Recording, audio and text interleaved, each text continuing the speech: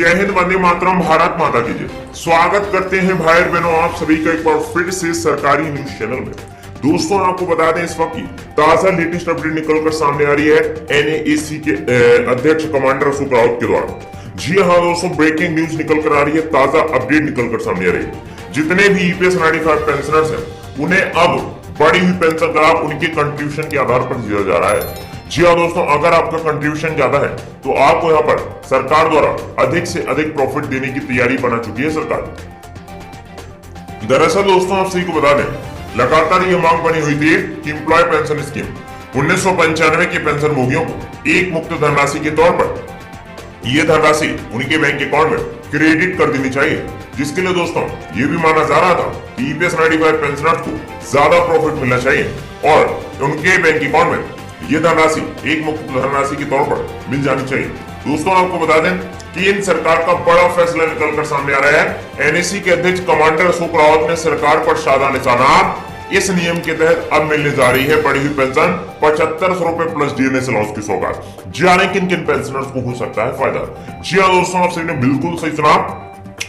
Employ provider fund organisation की चल रही ईपीएस एम्प्लॉय पेंशन स्कीम की योजना के तहत अब सभी पेंशनर्स को बढ़ी हुई पेंशन 7500 प्लस डीएनएस अलाउंस का लाभ सीधे तौर पर उनके बैंक अकाउंट में क्रेडिट करने की बात निकलकर सामने आ रही है। जितने भी पेंशनर्स हैं उन्हें एक मुक्त धनराशि के तौर पर यह धनराशि उनके बैंक अकाउंट में क्रेडिट कर दी जाएगी।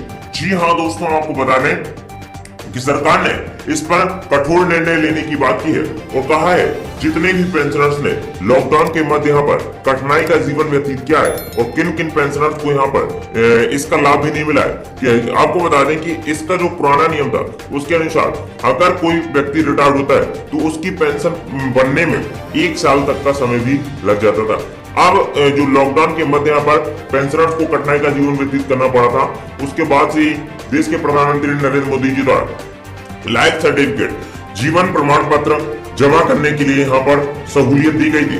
अब जो पेंशनर्स हैं वो अपना जीवन प्रमाण पत्र किसी भी समय अपने नजदीकी जनसेवा केंद्र या फिर डाकघर या फिर बैंक में अपना जीवन प्रमाण पत्र जमा कर सकते हैं और अब आपको यहाँ पर लाइन भी नहीं लगानी होगी। सारा चीज आपका डिजिटल माध्यम से घर बैठे उमंग एप्लीकेशन के जरिए सबमिट हो जाएगा। बस आपको एक क्लिक करना होगा। इसी के साथ आपको बता दें एनएसी के अध्यक्ष कमांडर अशोक रावत द्वारा सरकार से ये भी दरखास्त की गई है, क्योंकि जो पेंशनर्स हैं उनके परिवार के लिए फ्री मेडिकल सुविधा का भी कोई भी प्रावधान नहीं किया गया। फ्री मेडिकल सुविधा भी पेंशनर्स चाहते हैं। जी हाँ दोस्तों, पेंशनर्स चाहते हैं कि सभी को फ्री मेडिकल सुविधा दी जाए और साथ ही साथ अन्य लाभ भत्ते भी दिए जाए, जिसके लिए वह मांग कर रहे हैं। और दोस्तों आपको बता दें कि सरकार ने जो है इसमें नियम लागू करने की बात की है और इस नियम के तहत किन किन पेंशनर्स को ज्यादा प्रॉफिट मिलने वाला है इसका भी यहाँ पर पूरा का पूरा ब्यौरा तैयार कर लिया गया है। साथ ही साथ सरकार द्वारा ये भी कहा गया है कि अगर किसी पेंशनर्स का कंट्रीब्यूशन अधिक होता है तो उसे 12,000 रुपए तक की मंथली पेंशन देखने को मिल सकती है। जी हाँ दोस्तों, आपको बता दें कि 12,000 रुपए तक की मंथली पेंशन देखने को मिल सकती है। जिसने भी 18 साल की उम्र से योगदान शुरू किया होगा उसे यहाँ पर ज्यादा प्रॉफिट देखने को मिलेगा। हालांकि आपको बता दें कि यहाँ पर पूरी खबर आपको विस्तार से एक करके पॉइंट्स वाइज देखने को मिलेगी। तो दोस्तों आप इस वीडियो में अंत तक बने रहिएगा। दोस्तों इस वीडियो को बनाने में काफी मेहनत लगती है, तो इस वीडियो को दिल से लाइक करने के बाद चैनल को सब्सक्राइब करने के बाद और नोटिफिकेशन जरूर ऑन कर लीजिएगा। चलिए दोस्तों बढ़ते हैं आज की ताजा बड़ी अपडेट को। ईपीएफओ यूजर्स को मिल सकता है बड़ा तोहफा, न्यूनतम पेंशन योजना को बढ़ाने की तैयारी में है सरकार। जी हाँ दोस्तों, आप सभी ने बिल्कुल सही सुना।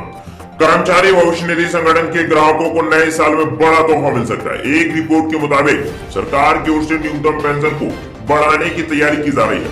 रिपोर्ट में कहा गया है कि अब न्यूनतम मासिक पेंशन 1,000 रुपए से बढ़ाकर 9,500 रुपए किया जा सकता है। गौरतलब है कि पेंशन भोगी अरसे से इस बात की मांग कर रहे हैं। सूत्रों के हवाले से कहा गया है कि फरवरी 2022 में श्रम मंत्रालय की एक अहम बैठक होनी है। संसद की स्टैंडिंग कमेटी की सिफारिश के मद्देनजर इस पर जल्द फैसला लिया जा सकता है।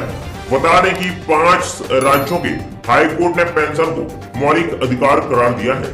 जी हाँ दोस्तों, आपको बता दें भविष्य निधि संगठन से जुड़ा यह काम किए बिना नहीं जान पाएंगे पीएफ बैलेंस। जी हाँ दोस्तों, आपको बता दें कि अगर आप ये भी जान लीजिए, अगर आपने ये काम नहीं किया तो आपको अपना बैलेंस चेक नहीं कर पाएंगे। आपको बता दें सरकार ने इसमें भी यहाँ पर नया बदलाव कर दिया है। एम्प्लॉयर प्रोवाइडर फंड ऑर्गेनाइजेशन यानी कि ईपीएफ में अगर आपका खाता है और आपने अपने ईपीएफ अकाउंट पे नॉमिनी नहीं बनाया यानी ई नॉमिनेशन नहीं कराया है तो आप अपनी ईपीएफ पासबुक एक्सेस नहीं कर सकेंगे। दरअसल EPFO employer provider fund organisation ने ईपीएफ पासबुक देखने के लिए ई नॉमिनेशन को अनिवार्य कर दिया है। जी हाँ दोस्तों, आपको बता दें ईपीएफ खाता धारक ई नॉमिनेशन के बिना पीएफ की पासबुक नहीं देख पाएंगे। अभी तक ऐसा करना जरूरी नहीं था, लेकिन अब पीएफ से जुड़े जमा और निकासी का रिकॉर्ड देखने के लिए ईपीएफ खाते में ई नॉमिनेशन जरूरी हो गया है। इससे पहले तक पीएफ सब्सक्राइबर्स ई नॉमिनेशन के बिना भी कर्मचारी भविष्य निधि संगठन की वेबसाइट पर जाकर आसानी से पीएफ बैलेंस और पासबुक देख पाते थे। अब आप कभी भी अपने पीएफ अकाउंट के नॉमिनी का नाम चुन सकते हैं। ये नॉमिनेशन इसलिए है जरूरी। जी हाँ दोस्तों, आपको बता दें यहाँ पर ये भी अपडेट दी गई है। किसी भी सेविंग स्कीम खाते के मामले में ई नॉमिनेशन बेहद जरूरी है। खाता धारक की मृत्यु के बाद पैसा उस व्यक्ति तक पहुंच जाता है जिसे खाता धारक ने अपना नॉमिनी बनाया होता है।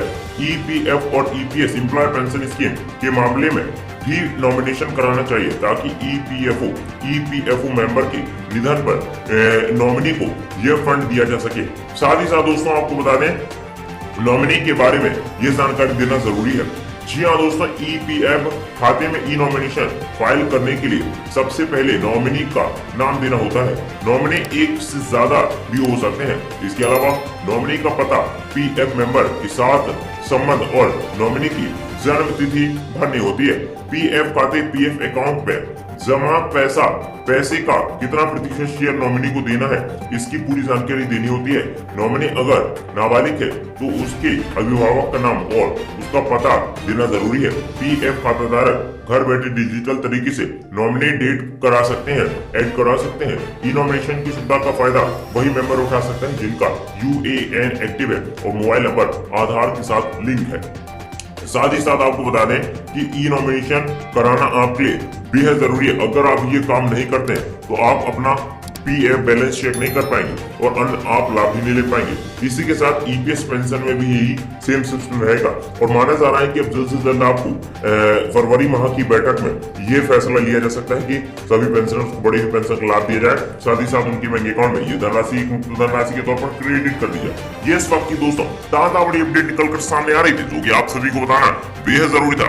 आप लोगों को कैसा लगा है कमेंट बॉक्स में बताने के साथ साथ वीडियो को लाइक जरूर कर दीजिएगा।